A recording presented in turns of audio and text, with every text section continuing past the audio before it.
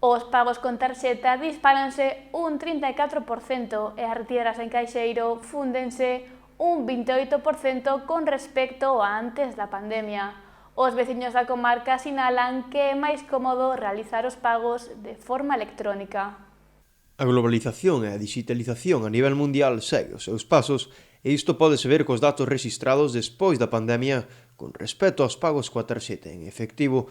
Nos últimos anos, o aumento progresivo dos pagos con tarxeta non se vira acompañado por unha reducción das retiradas en efectivo. Sen embargo, nos últimos meses, os caixeiros rexistraron un fundimento do 28%. Os veciños da comarca utilizan máis a tarxeta que o efectivo na maioría dos casos, sobre todo despois da pandemia.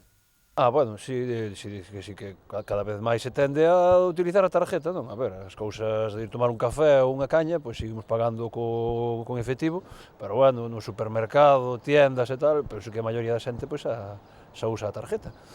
Bueno, non sei exactamente a razón, pero bueno, é a tendencia, un pouco se incrementou con isto cando foi do coronavirus, de que se recomendaba con tarjeta, a xente foise acostumbrando, e agora, pois bueno, andas con unhas monediñas no bolsillo, pero as compras grandes supoño que nadie as fai en metálico, xa.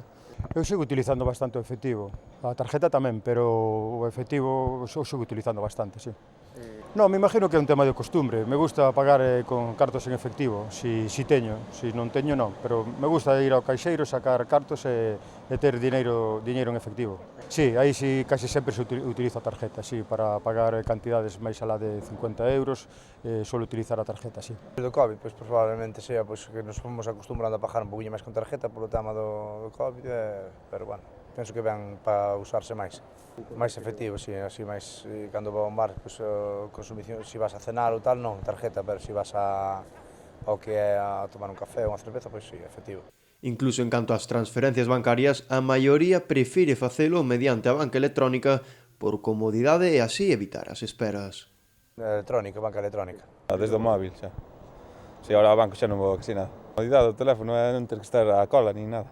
Hombre, porque é moito, unha que é moito máis práctica, e outra, pois que non andas, cando é de facer pagos así un pouco que tal, pois sempre é mellor pagarlo con tarjeta, se non tens que andar con un montón de cartos no bolsillo. Incluso transferencias bancarias, todo tipo de cousas, eu prácticamente por aquí pouco piso. Únicamente, cando me faga falta así cartos, aí no caixeiro únicamente. Esta tendencia dáse sobre todo na xeración millennial, nos máis mozos que tamén utilizan a aplicación Bizum para transferir diñeiro de forma inmediata. Eu creo que sí, creo que a xente máis xoven que utiliza máis as novas tecnoloxías. Por exemplo, está moi de moda o Bizum, parece ser, e se está utilizando bastante. Eu utilizo tamén algo, pero me relaciono así con xente xoven normalmente e pagan a veces con Bizum. Doutra banda, é certo que os maiores tardan máis en adaptarse, pero é unha tendencia que irá co paso dos tempos acolléndose a todos.